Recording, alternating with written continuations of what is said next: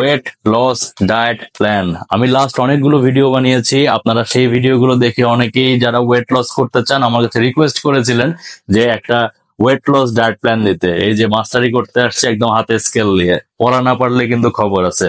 ওকে, যাই হোক, আমরা এখানে একটা ওয়েট লস ডায়েট প্ল্যান আমি অলরেডি লিখে রেখেছি, তো আমি এটা এখন এক্সপ্লেইন করবো। যারা ওয়েট লস করতে চান, এটা কিন্তু বডি বিল্ডিং এর ডায়েট প্ল্যান না, এটা হচ্ছে যারা শুধুমাত্র ওয়েট লস করতে চান, যাদের টার্গেটটাই হচ্ছে ওয়েট লস। কিন্তু এখানে এটা যদি আপনারা করেন, আমরা এখানে মাসল লস করবো না, আমরা মেইন ফোকাস থাকবে ফ্যাট লস। মাসুল কিন্তু ভালো, ফ্যাট কিন্তু আপনার ভালো না শরীরের জন্য।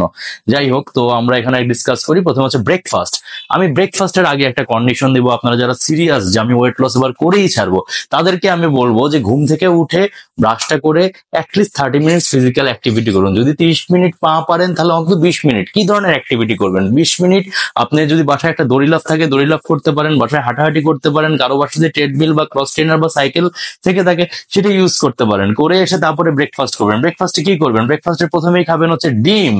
ডিম আমার খুব প্রিয় একটা খাবার, এবং ডিম নিয়ে আমি অলরেডি একটা ভিডিও বানিয়ে ফেলেছি, যারা দেখতে চান তারা দেখতে পারেন।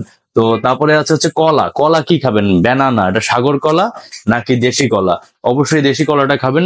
আপনার সাগর কলাটা বড় হয় সাইজে, ওটা না খাওয়াটাই ভালো, যেহেতু আমাদের টার্গেট ওয়েট লস। তো আমাদের বেশি খেলে চলবে না, আমরা সবকিছুই খাবো কিন্তু পরিমিত খাবো, কিন্তু কোনো কিছু কিন্তু বন্ধ করবো না। ব্যালেন্স ডায়েট মাথায় রাখতে হবে। তারপরে আছে ওটস। ওটসটা কতটুকু খাবো? 50 গ্রাম খাবো। এটা কিভাবে খাবো?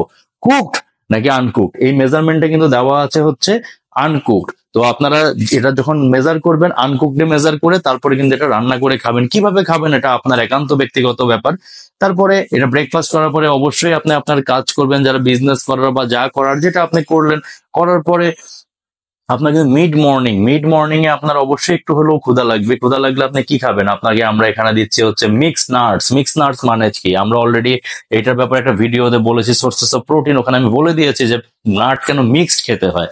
তো ওই ভিডিওটা আপনারা যদি দেখে থাকেন, দেখে থাকলে জানতে পারবেন। তো আমরা মিক্স নাটস খাবো অনলি 20 গ্রাম। এটা কিন্তু আমরা বেশি খাবো না, আমরা জানি যে নাটস কিন্তু হাই ক্যালোরি ফুড, তো ওটা বেশি খাওয়া যাবে না।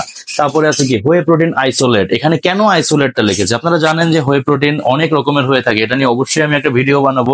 আমার খুব প্রিয় একটা টপিক হোয়ে প্রোটিন বা প্রোটিন যেটা। তো আইসোলেটটা কেন? আইসোলেটটা কারণ হচ্ছে আইসোলেটে কিন্তু ক্যালোরিটা কম থাকে, তাই আমরা কিন্তু এখানে আইসোলেটটা নিয়েছি, এবং তাও মাত্র 20 গ্রাম। এটা আপনি ক্যারি করতে পারবেন, স্ন্যাক যেহেতু। এটা আমরা এমন ভাবে ডিজাইন করেছি যে এই মিলটা আপনি ক্যারি করতে পারেন, বাসা থেকে খেয়ে এটা সাথে করে নিয়ে গেলেন। 20 গ্রাম নাট এতটুকু হবে, অল্প। এই অল্প নাটটা আপনি সাথে করে নিয়ে গেলেন, আপনার সেখানে আপনি 1 স্কুপ হোয়ে প্রোটিন নিয়ে বন্ধ করে নিয়ে চলে গেলেন। আপনি যখন ব্রেক নিবেন, আপনার টি ব্রেক হোক আর যেটা হোক, আপনি ব্ল্যাক কফি কিন্তু খেতে পারবেন, বাট চিনি ছাড়া। কিন্তু চিনি কিন্তু খাওয়া যাবে না, বাট সুগার সাবস্টিটিউট ইউজ করা যাবে। তো আপনি এখানে তারপর কাজের মাঝখানে আইসোলেটটা প্রোটিনটা জাস্ট শেক করে খেয়ে ফেলবেন। নেক্সট হচ্ছে লাঞ্চ। আমরা তো ভাই বাঙালি মানুষ, ভাত না খেলে তো আমাদের হবে না। তো এখানে আমাদের লাঞ্চে কি আছে? লাঞ্চে আছে হচ্ছে আমাদের ব্রাউন রাইস। ব্রাউন রাইস যদি না পান সেক্ষেত্রে কি হবে? এটা একটা প্রশ্ন হতেই পারে, সব জায়গায় ব্রাউন রাইস পাওয়া যায় না। আপনি যদি ব্রাউন রাইস না পেয়ে থাকেন সেক্ষেত্রে হোয়াইট রাইসটাই ইউজ করবেন, কিন্তু চেষ্টা করবেন ব্রাউন রাইসটা খাওয়ার জন্য। এরপরে এখানে আছে চিকেন মিট। মিট বলতে কিন্তু আমি মাংস বুঝিয়েছি। মাংস কিন্তু খেতে হবে হাড্ডি ছাড়া। 100 গ্রাম। রাইস কতটুকু ছিল? 100 গ্রাম। 200 গ্রাম কিন্তু এখানে আছে। তারপরে আছে সালাদ। সালাদ আছে কতটুকু? সালাদ আছে এখানে 150 গ্রাম। আচ্ছা, মেজারমেন্টটা করবো কিভাবে?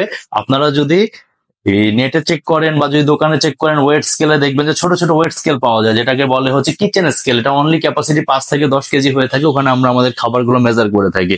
তো এখানে আমরা সালাদ কিন্তু 150 গ্রাম, কিন্তু এখানে সালাদ ড্রেসিং কিন্তু ইউজ করা যাবে না। অনেকে আছে সালাদের ভিতরে সালাদ ড্রেসার ইউজ করে, সুপার শপ গুলাতে পাওয়া যায়।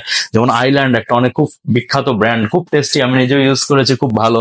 তো এগুলা কিন্তু ইউজ করা যাবে না, এখানে সিম্পলি সালাদ খাবেন। সালাদ আমরা যেভাবে খেয়ে থাকি, টমেটো থাকে, তারপরে শসা থাকে, গাজর থাকে, এগুলো দিয়ে আপনারা সালাদ বানিয়ে খেয়ে ফেলবেন। তারপরে আছে হচ্ছে ডিনার। আমাদের কিন্তু যদি ওয়েট লস করতে চাই, আমাদের সব সময়, এটা আমাদের পুরো লাইফে ডিসিপ্লিনটা কিন্তু আমাদের মেনটেন করতে হবে, টাইম মেনটেন করতে হবে। কারণটা কি? আপনি ঘুম থেকে উঠছেন যে টাইমে, আবার এখানে কিন্তু ডিনার কিন্তু করতে হবে আপনার বেডে যাওয়ার অ্যাটলিস্ট 2 ঘন্টা আগে। বেডে যাওয়ার 2 ঘন্টা আগে কেন? কারণ হচ্ছে আমার কিন্তু এই খাবারটা যে সময় খাবো এখানে কি আছে, এখানে আমার ব্রাউন রাইস, আবার কিন্তু ব্রাউন রাইস সেম থিং। যদি ব্রাউন রাইস না থেকে থাকে আপনি হোয়াইট রাইস খাবেন। তারপরে আছে এখানে ফিশ, রাতের বেলা আমরা ফিশ দিচ্ছি, কারণ অনেকে আছে মিট খেলে আপনার ব্লটিং ইস্যু হয়। তো আমরা যদি আপনি মনে করেন যে আপনি ফিশ খাবেন না, আপনি চিকেন খাবেন, খেতে পারেন। অনেকে আছে বিফ খেতে চান, খেতে পারেন, কিন্তু রাতের বেলা হাই ফাইবার জাতীয় যে প্রোটিন সোর্স গুলো আছে এগুলো না খাওয়াই ভালো। এতে আপনার পেটে ব্লটিং এর ইস্যু হবে, গ্যাস্ট্রিক এর ইস্যু হতে পারে, সবার ক্ষেত্রে হবে না, বাট ফিশটা ইজিলি ডাইজেস্ট হয়ে যায়, সেক্ষেত্রে ফিশটা খাওয়াই ভালো। আর সালাদ সেম থিং, সালাদে কোনো এক্সট্রা অ্যাডিটিভ আপনি ইউজ করবেন না।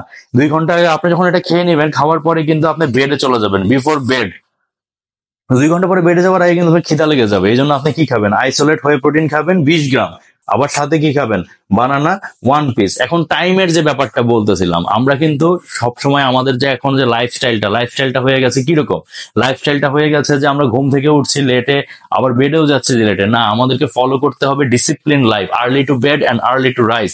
আমরা অবশ্যই ঘুমাবো রাত 10টা 11টার ভিতরে, রাত 12টা কিন্তু পার করা যাবে না। ইংলিশে রাত 12টাকে কি বলে, রাত 12টাকে বলে মিড নাইট। তো মিড নাইট পর্যন্ত কিন্তু জাগা যাবে না। আপনি যদি ঘুমানি মিড নাইটে, আপনি উঠবেন কোন সময়? আর্লি মর্নিং বলতে কিন্তু বোঝায় সকাল 4টাকে, সকাল 6টা কিন্তু আর্লি মর্নিং না।